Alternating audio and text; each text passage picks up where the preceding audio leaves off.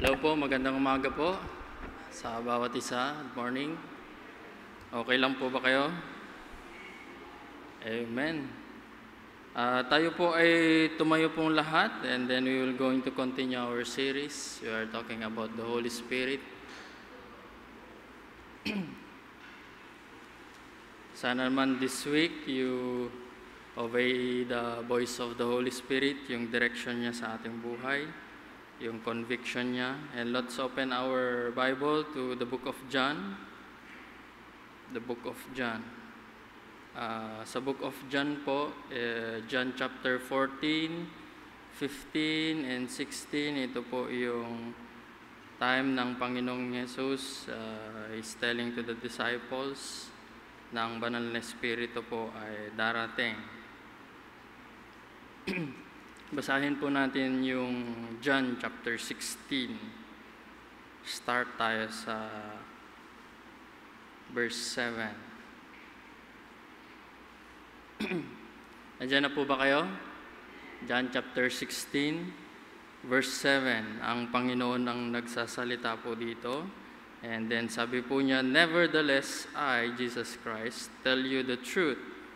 It is expedient, or it is, in other words, better for you that I go away. For if I go not away, the Comforter, which is the Holy Ghost, will not come unto you. But if I depart, I will send him unto you.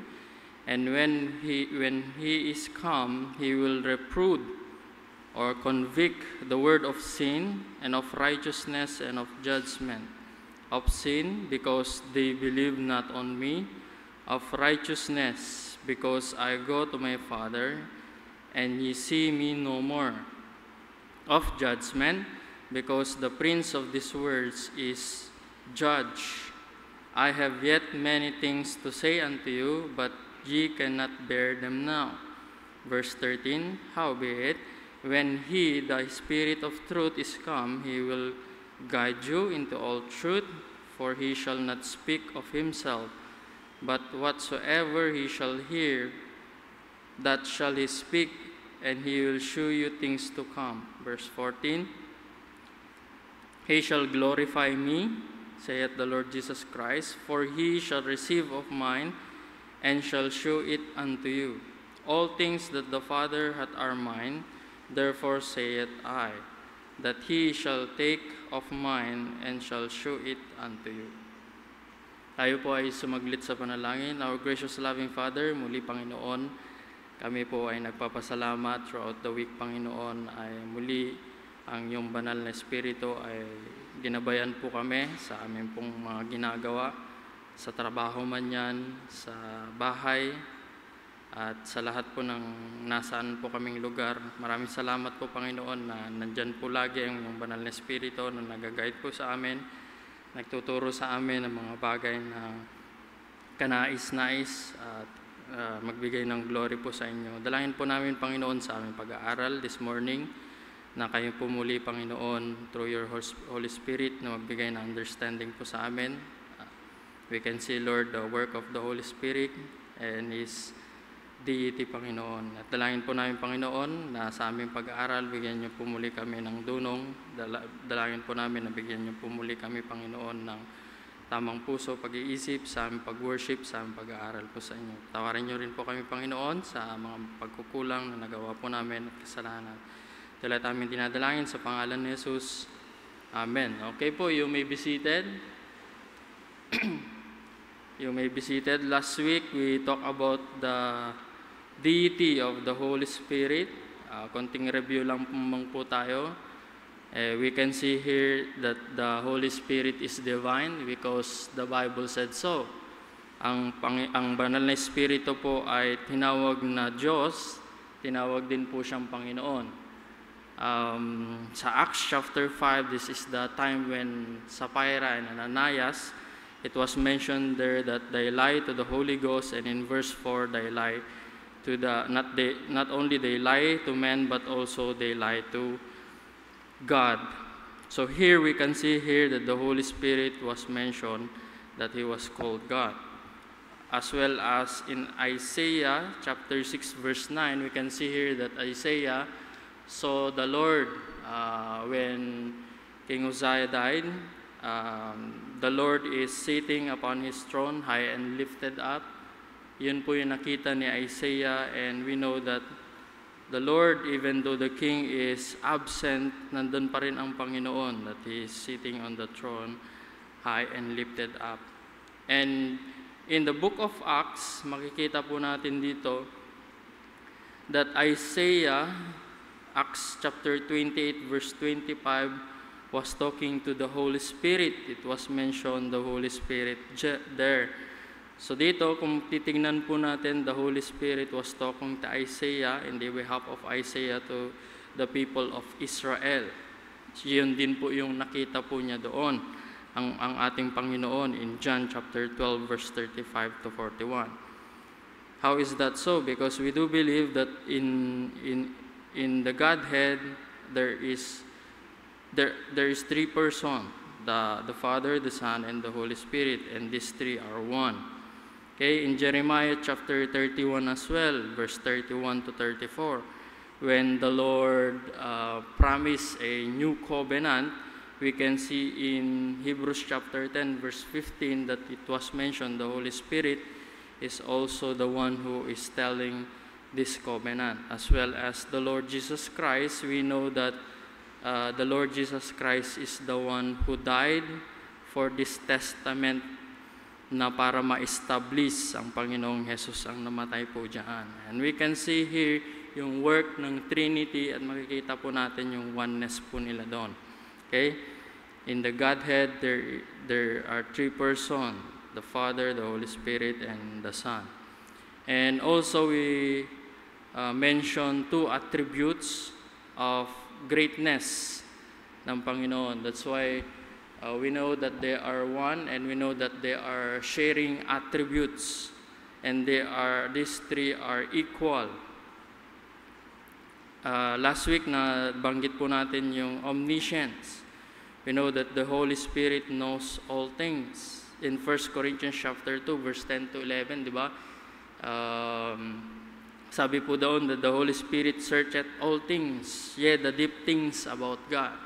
So lahat yan ay alam ng banal na Espiritu. Sa atin din, in our mind, in our heart, all the things that meron tayo, naiisip natin, alam yan ng banal na Espiritu, because we know that the Holy Spirit is God. And also, last week din na-mention po natin that the Holy Spirit is omnipresent. Present po lagi ang banal na Espiritu. In John chapter 14 verse 17, tignan po natin doon. Sabi po dito, even the Spirit of truth, whom the world cannot receive, because it seeth him not, neither knoweth him, but he know him, for he dwelleth with you and shall be in you. So ang banal na Espiritu po ay kasakasama natin at nasa atin. Ganda po ng verse po, no? Hindi lang kasakasama po natin, kundi nasa atin din. Ang banal na Espiritu po ay nananahan po sa atin. And maaari niyong sabihin, di ba, ang Panginoong Yesus ay pinangako din po ito sa Matthew chapter 28, sabi ng Panginoon, and lo, I am with you always, even unto the end of the world. Kita po ninyo, ang kasakasama po natin yung Triune God sa ating pong buhay bilang Kristiyano. Hindi lang yung banal na Espiritu, hindi lang yung Ama, kundi ang si Jesucristo din na ating pong Panginoon, kasakasama din po natin. And today, meron pa po tayong pag-aaralan po dito na attribute of greatness of the Holy Spirit. And one of that is the omnipotence. Ang banal na Espiritu po ay all-powerful. In Genesis chapter 1 verse 2, in Genesis chapter 1 verse 2, in creation, nandun na ang banal na Espiritu. Nag-e-exist na ang banal na Espiritu. Sabi po dito in verse 1, in the beginning God created the heaven and the earth, and the earth was without form and void, and darkness was upon the face of the deep. And look at yung sabi dito, and the Spirit of God moved upon the face of the water. So we can see here that in creation, nandun na yung banal na Espiritu, and He is part of the creation. And we can see also that Jesus Christ, He Himself, during the creation, di ba? Presence ng Panginoon, and Jesus Christ is also involved in Colossians chapter 2, verse 16, di ba? Ang sabi po doon, all things were made by Him and for Him and through Him. Na ang Panginoong Heso Kristo ay involvement na. Nandun na po sila, yung tatlo po na yan, because we do believe that these three are one. At ang banal na Espiritu po ay nandyan, kasama po sa creation. Another thing is Micah chapter 3. Isaiah, Jonah, Micah. Micah chapter 3.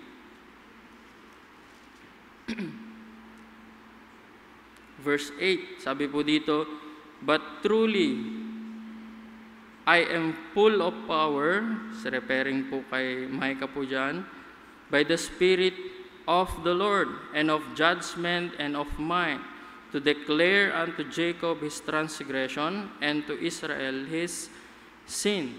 Sabi niya dito, I am full of power. Paano po nangyari po yun? Because of the Spirit of the Lord, and of judgment and of mind. Another thing, in Luke chapter 1. Luke chapter 1.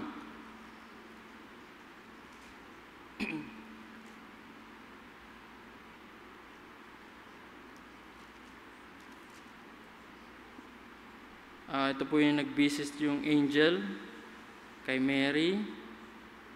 Natin kinakausap na po ni angel si Mary. And in verse 35, and the angel answered and said unto her, the Holy Ghost shall come upon thee, and the power of the highest shall overshadow thee. Therefore also that the holy thing which shall be born of thee shall be called the Son of God. So we can see here that the Holy Spirit is powerful.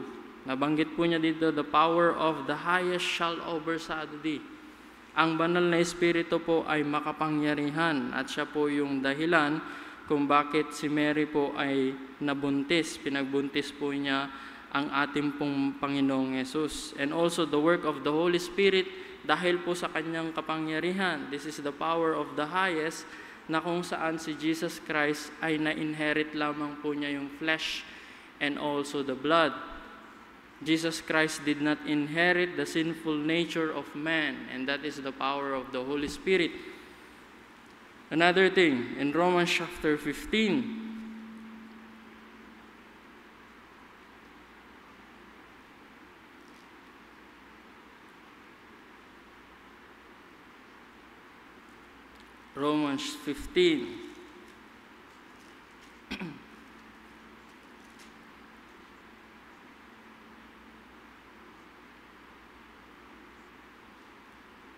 Verse 13, yung sa mga Gentiles ito, yung hope nila sa ating Panginoong Yesus. Verse 13, now the God of hope fill you with all joy and peace in believing in the Lord Jesus Christ, that ye may abound in hope through the power of the Holy Spirit.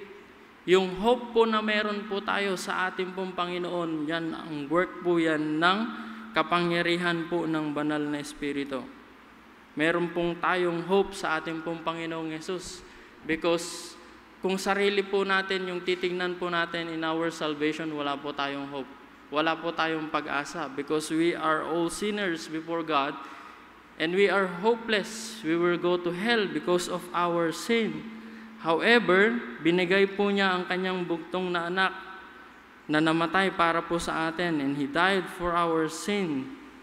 At sinabi po sa Biblia, but whosoever believeth in Him, the Lord Jesus Christ, should not perish but have everlasting life. And that hope na meron po tayo, eternal life, ay wala pong iba kundi ang ating pong Panginoong Yesus.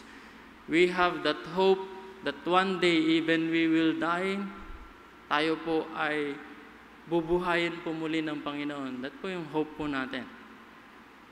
Ano pa yung hope po natin na meron po tayo sa ating Panginoong Yesus? Na ang Panginoon po, we are looking forward and we are hoping that Christ will come again. Babalik po ang ating pong Panginoon muli. At yun po yung pag-asa po natin na makikita po natin ang Diyos muli ng mukhaan. That is our hope. Now, that hope that we have is the power of the Holy Spirit. At sabi po dito, nabanggit po dito, that ye may abound in hope. Kung yung pinag-aaralan po natin sa series po natin, di ba? It was mentioned by Apostle Paul na sana mag-abound yung mga believers in their love as well as in their hope. Tingnan niyo po. And that is the work of the Holy Spirit. We are hoping na makikita po natin ang Panginoon. We are hoping na ang Panginoon ay bubuhayin po muli tayo. And that hope ay meron sa ating Panginoon. And that the power of that hope ay binigay sa atin ng Banal na Espiritu. Work yan ng Banal na Espiritu po sa atin. That's why meron din po tayong joy and meron din po tayong peace because of the hope that we have in the Lord Jesus Christ. At yung hope po na yan is parang yung nasa mentality po natin is parang yung hindi mo inaasahan, di ba? Yung hope na meron po tayo sa ating pag-iisip na umaasa ka na hindi mo alam kung darating o hindi. Pero this hope is a living hope na meron po tayo. Yung hope po na ito talagang mangyayari po at mangyayari po ito because God is the one who gave this promise of hope at alam po natin na ito po ay tutuparin po ng Panginoon. And we can see here the work of the Holy Spirit. That hope na inaasahan po natin that our body when we die, God will going to resurrect it. God, the Lord Jesus Christ will arrive soon. Hope pa rin po yan. And one day we will going to see the Lord. And that is our hope in the Lord Jesus Christ.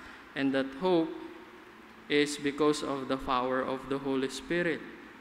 Another thing, not only that the Holy Spirit is all-powerful, but also the Holy Spirit is full of wisdom. In Isaiah chapter 40, verse 13, omnisapiens ang tawag po dyan.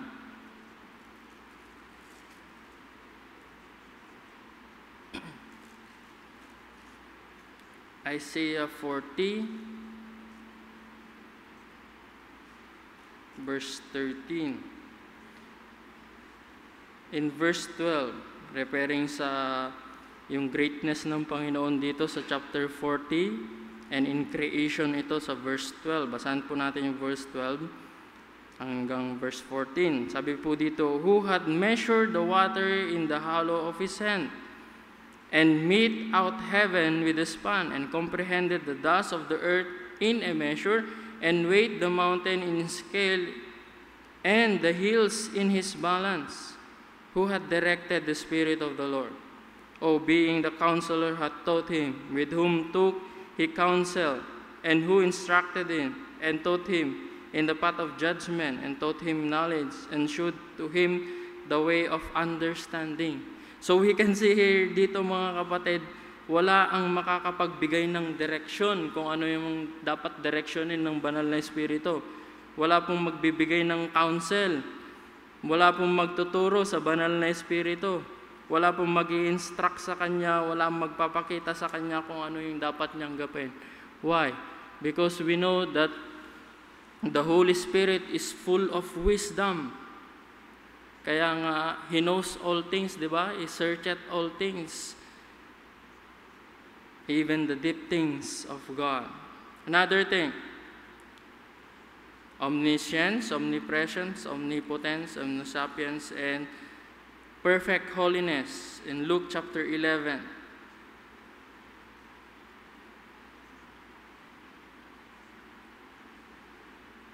We know that the Lord Jesus Christ, according to 1 Peter, di ba? You cannot even find a guile that proceeded out of the Lord. In 1 Corinthians, the Lord Jesus Christ, di ba?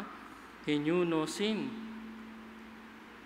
And the Holy Spirit also is perfect in holiness.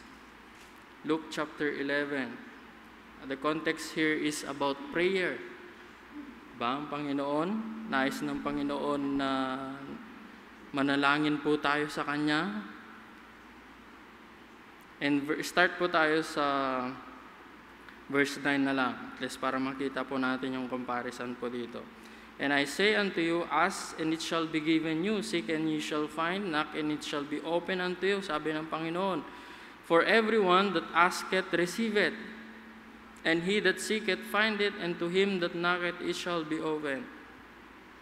If a son shall ask bread, or any of you that is a father, comparison sa earthly father, will he give a stone? Nang hihingi ng tinapay, pero bigyan mo ba ng bato? Or if he has a fish, will he for a fish give him a serpent? Or if he shall ask an egg, will he offer him a scorpion? Ganyan po ba tayo bilang isang ama dito sa earth? Sabi na ng Panginoon in verse 13, if ye then, being evil, we know that we are sinners. Mga ama po dyan, tayo are sinners, know how to give good gift unto your children. Diba? Kung ano yung alam natin na makakabuti sa ating mga anak, binibigay natin yan. At dito, comparison sa Diyos Ama. Sabi po dito, how much more shall your heavenly Father give the Holy Spirit to them that ask Him? Ang ganda po, no? If you will going to ask the Father, He will going to give you the Holy Spirit. Nabanggit po dito, holy. Diba? Banal na Espiritu to them that ask Him. Yung mga anak ng Panginoon, automatic po yan, meron po silang banal na Espiritu. At alam po natin, nature po natin, we are all sinners. Pero napakalukot man na isipin, but we are the children of the devil before. Diba? Sa 1 John, makikita po natin, why? Because we are doing unrighteousness. Kung ikaw ay anak ng Diyos, righteousness ang gagawin mo. Pero wala po tayo noon, yung righteousness na yon na nais ng Panginoon. Now, paano tayo magiging anak ng Diyos? In John chapter 11, sabi po dito, in John chapter 1, verse 12, sabi po dito, but as many as receive Him, the Lord Jesus Christ, to them gave He power to become the Son of God, even to them that believe it on His name. Pag ikaw ay nanampalataya sa ating Panginoong Hesus, ikaw ay tinanggap mo siya, meron ka na ngayong kapangyarihan na tawaging anak ng Diyos.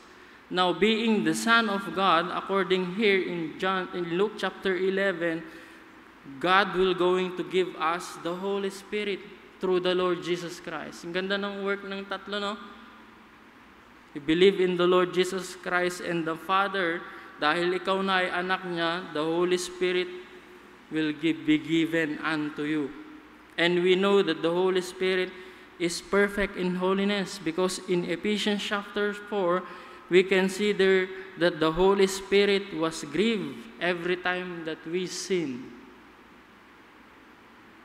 The Holy Spirit hates sin. And we know that God Himself hates sin. The Father, the Son, and the Holy Spirit is perfect in holiness. And we shared and they are equal with this attribute. At yun yung gift ng Panginoon sa atin na binigay. The Holy Spirit is with us and also in us. Kasama natin at nasa atin ang banal na Espiritu, and that is the gift na binigay po sa atin ng Panginoon. It was freely given sa atin. Another thing, perfect truth in 1 John chapter 5 verse 6.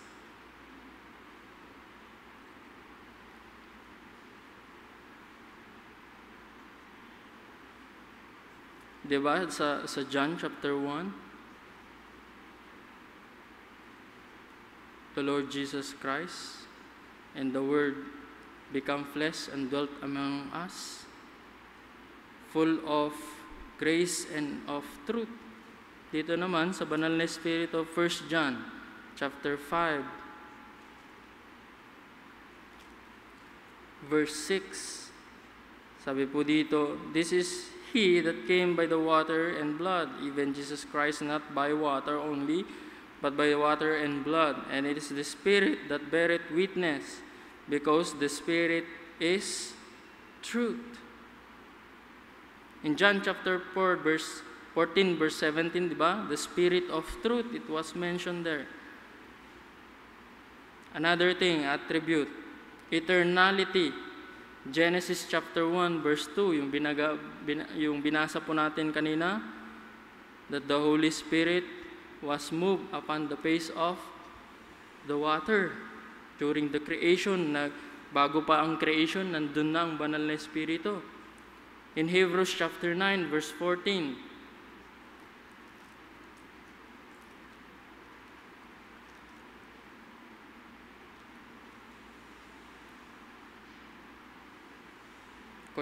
connection in the Lord Jesus Christ. Verse 14, sabi po dito, "How much more shall the blood of Christ?" Kasi yung blood ng bulls and goats ay hindi po makakapagpalinis ng ating mga kasalanan. Kaya in verse 14, "How much more shall the blood of Christ?" Alam po natin yung blood ng Panginoon is holy, and it was acceptable and perfect na sacrifice, who hath through the eternal Spirit. You can see here the word eternal. This Spirit is eternal. Sabi niya dito, offered Himself without spot to God, purged your conscience from dead works to serve the living God. And in John chapter 14, verse 17, again, nabanggit po dito that He might abide with you forever. So, ang banal na Espiritu po ay mananatili magpakailanman. He is eternal, just like the Father, just like the Son. Now, another thing na makikita po natin in deity, it was mentioned na dito, it was mentioned in the Bible, the Holy Spirit is God. Another thing, the attributes of graceness ng banal na Espiritu, the Holy Spirit is equal to the Father and also to the Son. And also the Holy Spirit perform works which could only be ascribed to God.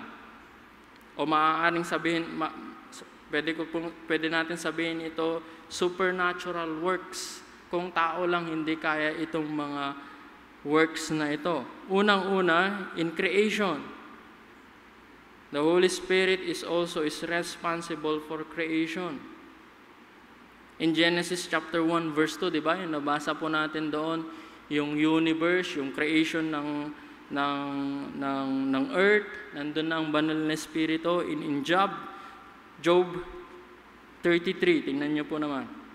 In creation of mankind.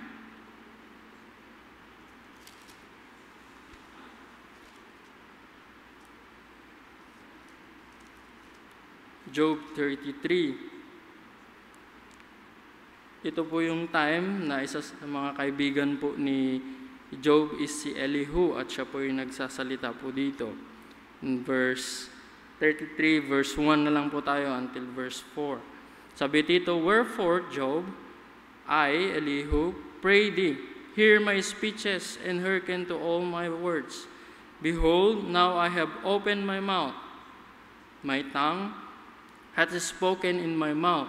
My words shall be of the uprightness of my heart, and my lips shall utter knowledge clearly." Verse 4, "The Spirit of God hath made me." Sabi niya, banal na Espiritu ang lumikha sa akin. "And the breath of the Almighty hath given me life." Biruin po ninyo, in creation, not only the universe, not only earth, but also creation of mankind. Sinabi dito, "The Holy Spirit of God had made me, and the breath of the Almighty hath given me life." Di ba, nung nilikha ng Panginoon si Adan, anong tawag po doon? binigyan po niya ng life through His breath, sabi niya, in His nostril, di po ba? Wow, the Holy Spirit is part of the creation. Another thing, He is responsible for the inspiration of the Scriptures. In 1 Peter, again, pupunta po tayo, 1 Peter.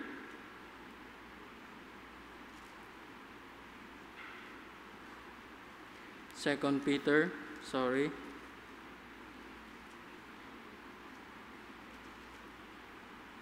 Verse 21. Sabi niya dito, for the prophecy came not in old time by the will of man, but the holy men of God spake as they were moved or carried by the Holy Ghost. So we can see here, yung production po ng banal na Espiritu ay gawa po yan. Ayun, ng Scripture ay gawa po yan ng banal na Espiritu.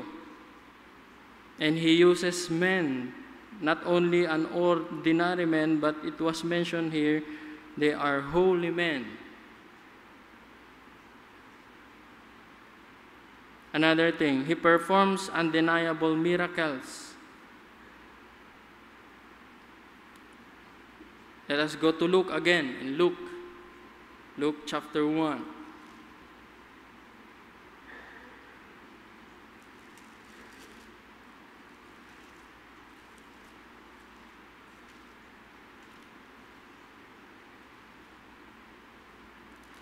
Again, sabi po dito, Luke chapter 1, verse 35, and the angel answered and said unto him, the Holy Ghost shall come upon thee, and the power of the highest shall overshadow thee. Therefore also that the holy thing which shall be born of thee shall be called the Son of God. At hindi po magagawa yan ng tao lang. It is a supernatural works of the Holy Spirit. The virgin birth of the Lord Jesus Christ. Conception. Another thing, caught away Philip. Very interesting din po ito. It was happened to Philip in Acts. Acts chapter 8. Sana sa panahon po natin merong ganito. Wala, hindi na kailangan ng grab or angkas. We know that this time, Philip ay sinabi ng banal na Espiritu po sa kanya na kailangan niyang pumunta po sa Gaza. Nandun yung Ethiopian eunuch. At yung eunuch po ay binabasa po niya yung Isaiah 53, verses 7 and 8. After na-witnessan po ito and ni Philip ay na-explain po niya, and he used this scripture na sabihin po dito na si Jesus po yung tinutukoy po doon. And in verse, tingnan po natin. Start po tayo ng verse 37. And Philip said, if thou believest with all thine heart, thou mayest. And he answered and said, I believe that Jesus Christ is the Son of God. Verse 38, and he commanded the chariot to stand still. And they went down both into the water, both Philip and eunuch, and he was baptized. Yung eunuch po doon. Verse 39. Napaka-interesting. And when they were come up out of the water, the Spirit of the Lord caught away Philip. Parang sa ano po lang yon, yung pagbabalik ng ating pong Panginoon, yung rapture na tinatawag. It was mentioned sa 1 Thessalonians chapter 4. Pag dumating ang Panginoon, ganito po yung mangyayari, parang caught up tayo. At the second, at the blink of an eye, ay darating ang Panginoon and we will going to meet Him in heaven. Ito naman, si Philip naman, after he baptized the eunuch, the Spirit of the Lord caught away Philip, that the eunuch saw him no more. And he went on his way rejoicing, yung eunuch. At kung pag-aaralan po ninyo kung saan nagpunta, tingnan niyo sa verse 40. Saan napunta? Gaza, to what place? But Philip was found at Azotus, and passing through, he preaches in all cities till he came to Caesarea. Sabi po ng mga historian po natin, mga theologian, yung Gaza to this place is 32 kilometers away. Wow! Parang saglit lamang, ganun yung nangyari. And that is the work of the Holy Spirit. That is supernatural. Ang tagal, gaano po kalayo papunta pong ng airport? 7 or 9 kilometers. Mas malayo pa yung napuntahan ni Philip. That is supernatural work of the Holy Spirit. Kinuha lamang po si Philip and 32 kilometers away is nandun na si Philip.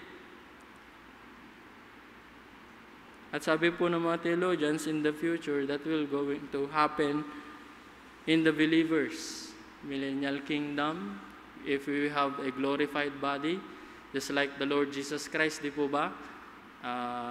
Yung mga disciple ay nagme-meeting sila sa room, ay bigla na lang mag-a-appear ang Panginoon. Sabi nila, tatagusin daw natin yung mga pater and we can go in different places because we have that glorified body na meron po tayo in the future, and that is exciting, di po ba? Di na kailangan po ng Grab, wala na pong traffic during that time. And again, the Holy Spirit performs undeniable miracles, not only the virgin birth of the Lord Jesus Christ, and also cutting Philip away, and also the sign and miracles through the apostles. In Romans chapter 15,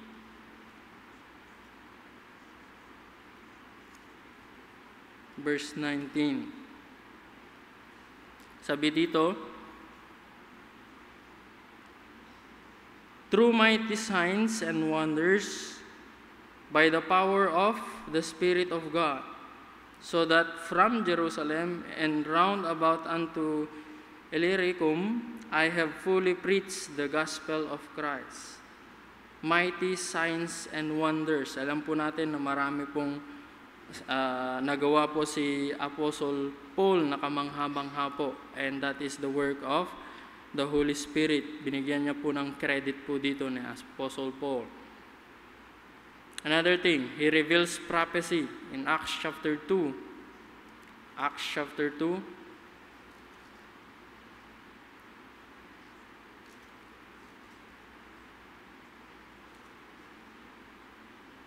Verse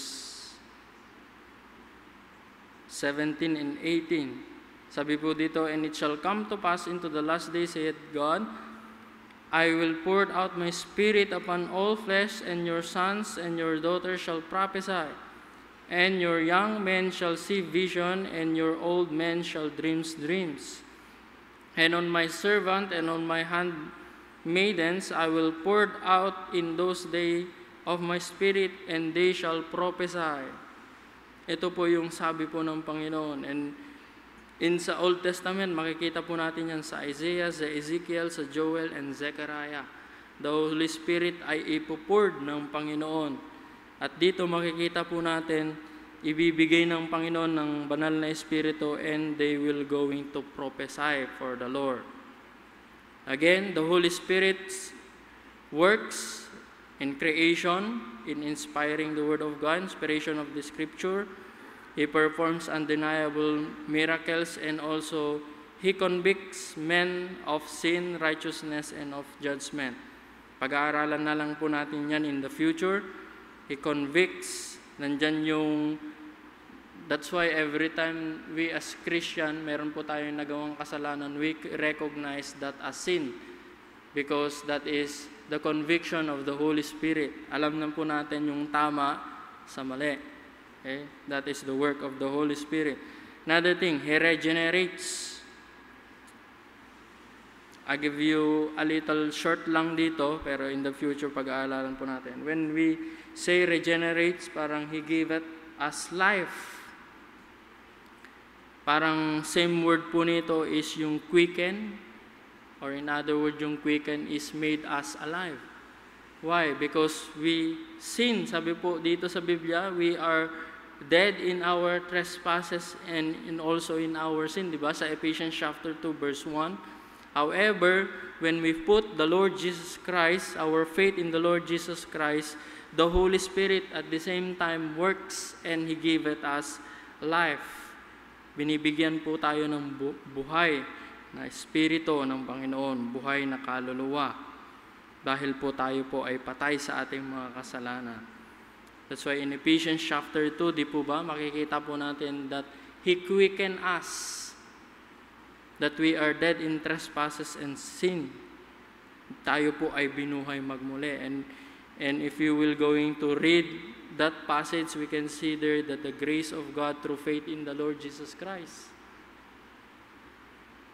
Another thing, not only He regenerates, but also He unites believers to the body of Christ. 1 Corinthians chapter 12.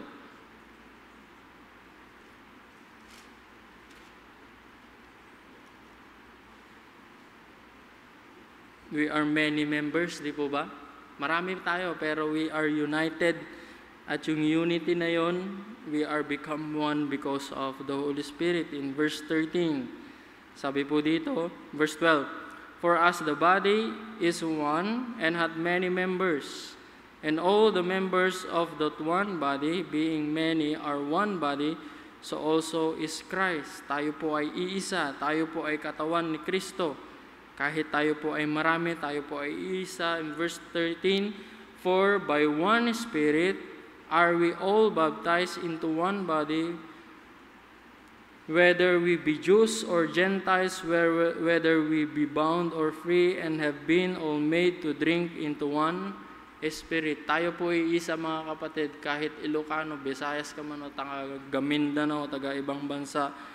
In the body of Christ, we are one. Tayo po ay iisa. And that is the uniting works of the Holy Spirit. Another thing, He comfort as Jesus could comfort. He comfort as Jesus could comfort. Diba in John chapter 14?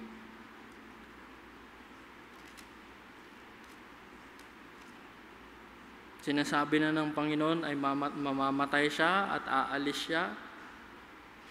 Pero ang ganda rin po ng pangako po ng Panginoon dito. Sabi po sa verse 16 of John chapter 14. And I will pray the Father, and He shall give you another comforter, that He may abide with you forever. Verse 26, that comforter is the Holy Spirit. And also through the Word of God, we have comfort, di po ba? In 1 Thessalonians, sabi dito ni Apostle Paul sa mga taga Thessalonica, comfort ye of these words. The Holy Spirit give comforts. In 2 Corinthians chapter 1, di po ba? We can see in verse 3 that we have a God of all comfort. Sometimes we have a lot of struggles in our life, di po ba? Sino magbibigay po ng comfort po sa atin? Punta tayong SM, bili tayo ng mga gamit doon, shopping, comfort. But the only true comfort na hindi po nag-fade away is wala pong iba kundi ang Diyos mismo ang magbibigay. The comfort na binibigay po ng mundo po na ito is just temporal. But the comfort that which offer and give by God is eternal. Kaya pag comfort lang pinag-uusapan, mga kapatid, diretso po tayo sa Panginoon. Diretso po tayo sa Kanyang salita. Ang banal na Espiritu, kausapin po natin. Siya magbibigay ng comfort po sa atin. Not only hope, di po ba? Siya din magbibigay ng comfort po sa bawat isa po sa atin. Another thing, He intercede, prays for God's people. Romans chapter 8, because there are many times in our prayer ay hindi po line up po sa will ng Panginoon. Most especially pag alam mong nasa struggle ka, sometimes we cannot trust our feelings. But the Holy Spirit ay na tumutulong po sa atin. That's why in Romans chapter 8 verse 26, sabi po dito, likewise the Spirit also helpeth our infirmities. Sometimes yung inability intellectually to pray according to the will of God, hindi po natin nagagawa. However, the Holy Spirit is the one who help us. For we know not what we should pray for as we ought. So, ibig bang sabihin, may mga times na hindi po natin alam kung ano pinagpipray natin? There are many times na akala natin nakakabuti yung isang bagay na pinagpipray po natin, pero hindi.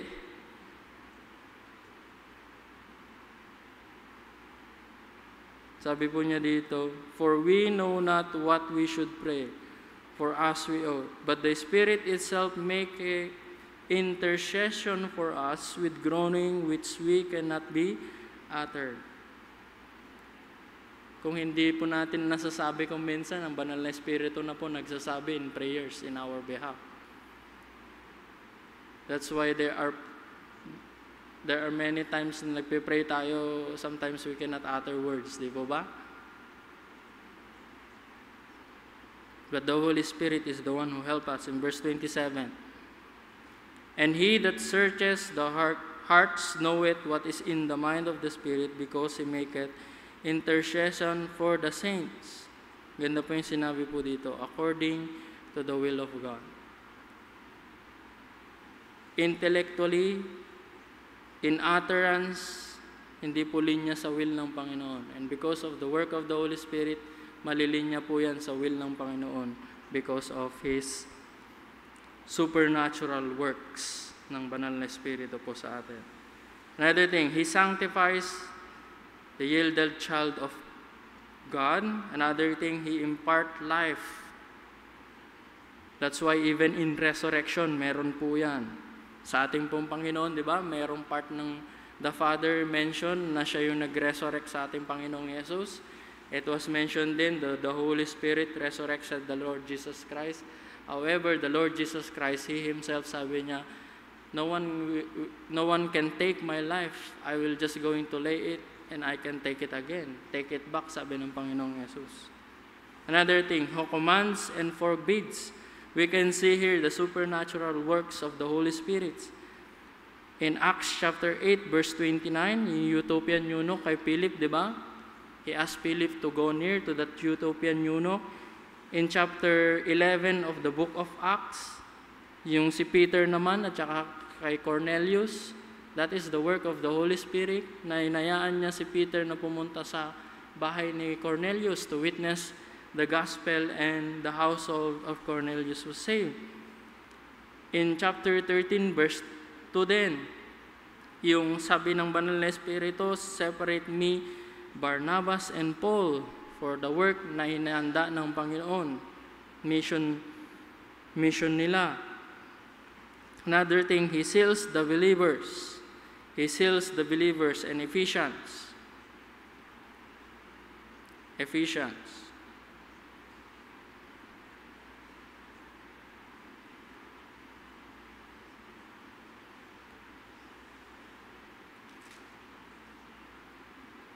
Ephesians chapter 4.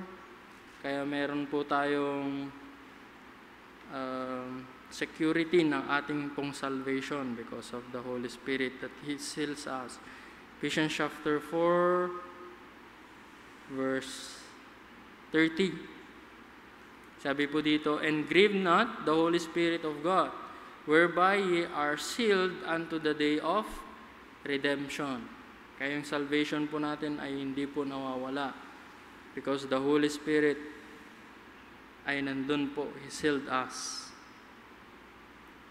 And next time we will going to study again the deity of the Holy Spirit. Meron na lamang po tayong isa, and we are praying that we finish this one next week, and we will going to start naman po yung works na ginawa ng banal na Espiritu. So in our application po mga kapatid, we can see here that the attribute ng banal na Espiritu, we can see here that the Holy Spirit is also called God, and we can see here the supernatural works of the Holy Spirit, and we indeed recognize that the Holy Spirit is divine. He is God. So therefore, as a believers, is to be worshiped, adore, love, and obey because He is God. Let's all stand, please.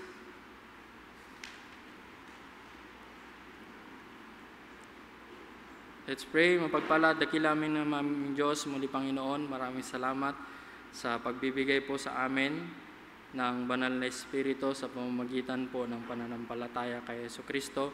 meron po kaming kasiguraduhan ng kaligtasan, protection, Panginoon, sa aming pong kaluluwa, na kahit po kami ay mamatay, meron po kaming kasiguraduhan na kami po ay mapupunta sa langit. At maraming salamat din po, Panginoon, sa banal na Espiritu na patuloy na nagagabay po sa amin, patuloy na nagbibigay ng direksyon po sa amin. Tulungan niyo po kami, Panginoon, na sa lahat po ng aming pong ginagawa ay hihingi po kami ng lakas, hihingi po kami ng wisdom, hihingi po kami ng direksyon sa inyo, O Lord. Dahil alam po namin na kayo po ay Diyos, kayo po ay Diyos ng mga pangyarihan, alam niyo po ang nakakabuti po sa amin.